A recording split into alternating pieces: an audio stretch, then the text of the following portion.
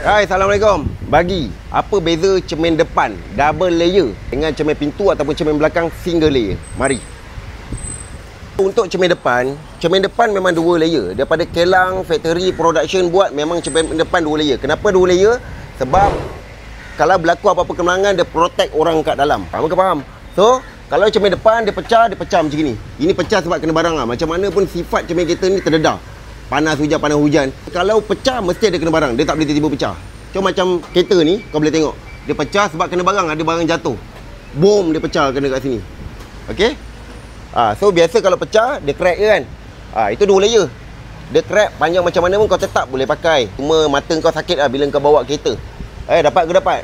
So kalau cermin single layer pintu belakang, semua model kereta kecuali kereta-kereta kayangan.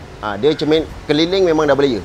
So contoh macam beza ni single layer, nampak dia pecah macam mana. Dia kalau pecah mesti ada kena barang, biasa mesti rumput lah. So dia pecah 1000, beribu-ribu. Cermin depan pula. Dia kalau pecah macam mana? Sebab ini pecah kena barang. Kalau pecah tak kena barang, dia crack je macam Wira ni, kau boleh nampak. Dia crack je. So ini depan dua layer. Kalau dua layer crack ni panjang macam mana pun kau tetap boleh pakai. Cuma bila kau bawa kereta mata kau sakit lah. Sakit mata, sakit hati bila kau tengok kau bawa kereta ni. Dapat?